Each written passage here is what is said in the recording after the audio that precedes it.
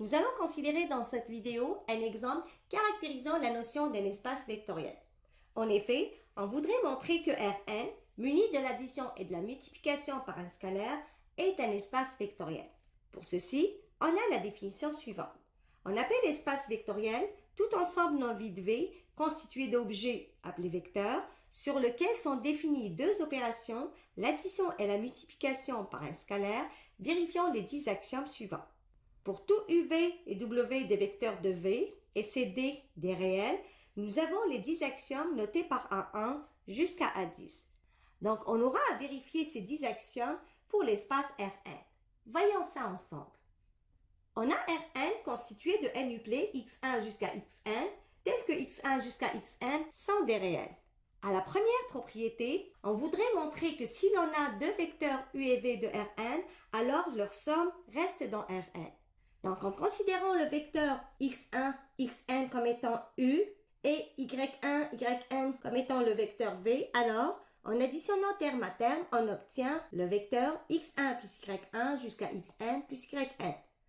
x1 et y1 sont dans R, alors leur somme reste dans R. Même chose pour le terme xn plus yn.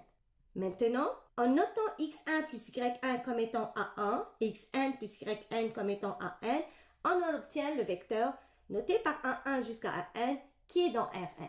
Ainsi, on peut montrer que si l'on considère deux vecteurs de Rn, alors leur somme reste dans Rn. À la deuxième propriété, on aura à considérer deux vecteurs u et v de Rn et montrer que u plus v égale à v plus u. Calculons d'abord la somme de u plus v. Donc, on obtient, en additionnant terme à terme, le vecteur x1 plus y1 jusqu'à xn plus yn. x1 et y1 sont dans R. On sait que l'addition est commutative dans R, ce qui fait qu'on peut réécrire ce terme comme étant y1 plus x1. Faisons la même chose avec le terme xn plus yn, qu'on peut l'écrire comme étant yn plus xn. Maintenant, ce dernier vecteur peut être séparé en la somme des deux vecteurs y1 jusqu'à yn plus x1 jusqu'à xn. On voit bien que y1 jusqu'à yn est le vecteur v, x1 jusqu'à xn est le vecteur u. Ainsi, on a l'égalité A2 qui est vérifiée. Comme conséquence de cette propriété, on peut additionner deux vecteurs de Rn dans l'ordre que l'on veut et l'addition est commutative dans Rn. À la propriété A3, on veut montrer que si l'on considère trois vecteurs uv et w de Rn, alors u plus v plus w égale à u plus v plus w. Commençons d'abord par considérer le membre de gauche de cette égalité. Donc, on a le vecteur u qui est noté par x1 jusqu'à xn, le vecteur v noté par y1 jusqu'à yn et le vecteur w noté par z1 jusqu'à zn. Donc, on aura dans un premier temps à calculer la somme des deux vecteurs u et v. On obtient ainsi le vecteur x1 plus y1 jusqu'à xn plus yn plus le vecteur z1 jusqu'à zn. Additionnant terme à terme, on obtient le vecteur suivant. x1 plus y1 plus z1 jusqu'à xn plus yn plus zn. Notons ici qu'on a négligé les parenthèses qui existent entre x1 et y1 vu que l'addition est associative dans R. Donc, au second membre de cette égalité, on aura donc à calculer dans un premier temps la somme des deux vecteurs v et w. Donc, on obtient ainsi le vecteur x1 jusqu'à xn plus le vecteur y1 plus z1 jusqu'à yn plus zn. Additionnant terme à terme, on obtient le vecteur suivant. x1 plus y1 plus z1 jusqu'à xn plus yn plus zn. De la même façon, on a négligé les parenthèses qui existent entre y1 et z1 vu que l'addition est associative dans R. Ainsi, on a la propriété A3 vérifiée, c'est-à-dire que l'addition est associative dans Rn. Passons maintenant à la propriété A4. En considérant un vecteur u de Rn, on veut montrer que u plus le vecteur nul égale à u. Donc, on aura en fait le vecteur u qui est noté par x1 jusqu'à xn et le vecteur nul qui est 0 jusqu'à 0. Additionnant terme à terme, on obtient le vecteur x1 plus 0 jusqu'à xn plus 0. Comme 0 est l'élément neutre de l'addition dans R, x1 plus 0, ça donne x1 et x1 plus 0 donne xn. On obtient ainsi le vecteur x1, xn qui n'est autre que u. Voyons maintenant la propriété A5. Donc, on veut montrer que le vecteur u plus le vecteur moins u égale au vecteur nul. Moins U est appelé l'opposé de U. Donc, on aura ainsi x1 jusqu'à xn plus le vecteur moins U qui est noté par moins x1 jusqu'à moins xn qui est égal à x1 moins x1 jusqu'à xn moins xn, ce qui donne le vecteur nul 0 jusqu'à 0. À la sixième propriété, on considère un scalaire C de R et un vecteur U de Rn et on veut montrer que le produit CU reste dans Rn. Donc, on aura le produit C multiplié par le vecteur x1 jusqu'à xn. Dans un premier temps, on va multiplier la constante C par chaque terme de ce vecteur. On aura ainsi Cx1 jusqu'à Cxn. Posons maintenant Cx1 comme étant B1 et Cxn comme étant Bn. On obtient ainsi le vecteur noté par B1 jusqu'à Bn qui est dans Rn.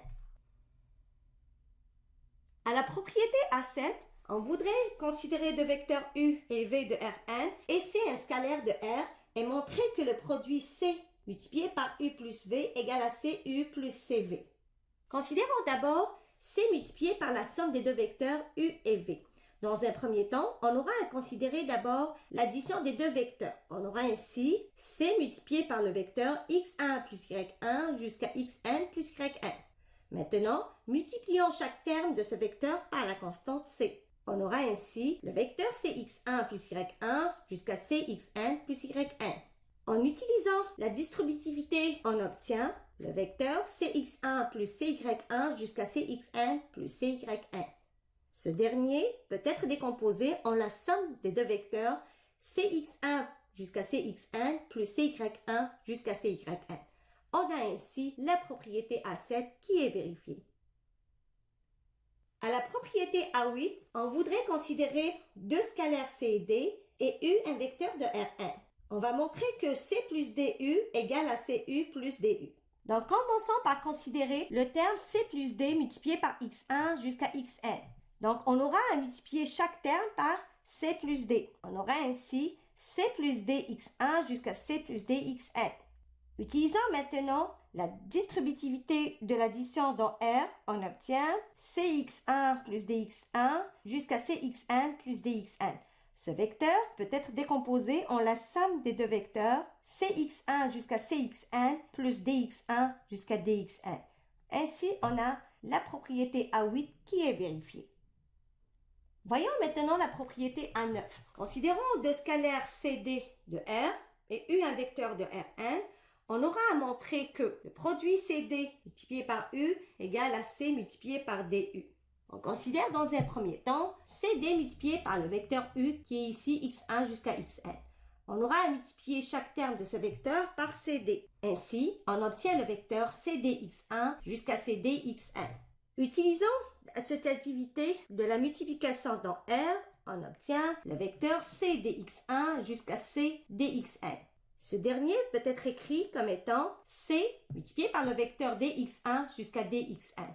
Et on aura ainsi obtenu l'égalité notée par A9. Finalement, on a la propriété A10 où l'on considère un vecteur U de Rn. On veut montrer que 1 multiplié par U égale à U. Donc, on aura 1 multiplié par le vecteur x1 jusqu'à xn égale à 1 multiplié x1 jusqu'à 1 multiplié par xn. On sait que 1 est l'élément neutre de la multiplication dans R. Ainsi, 1x1 égale à x1 et 1xn égale à xn. On obtient ainsi le vecteur x1 jusqu'à xn qui est le vecteur U. En résumé, nous avons pu montrer dans cette vidéo que Rn muni de l'addition et de la multiplication par un scalaire est un espace vectoriel, car pour tout vecteur UV et W de Rn et tout scalaire C et D, nous avons pu vérifier les 10 axiomes A1 jusqu'à A10. En effet, à travers ces axiomes, on a montré la fermeture de l'addition dans Rn, on a montré que l'addition est commutative, associative. On a vu aussi ajouter un vecteur nul à n'importe quel vecteur U de Rn dans le vecteur lui-même, additionner un vecteur U de Rn avec son opposé dans l'U un vecteur nul. On a également montré la fermeture de la multiplication de Rn et aux axiomes A7 et A8, on a vu la distributivité par rapport à l'addition des vecteurs et la distributivité par rapport à l'addition des scalaires. On a aussi considéré l'associativité de la multiplication Et on a montré que 1 multiplié par n'importe quel vecteur U de R1 dans le vecteur lui-même.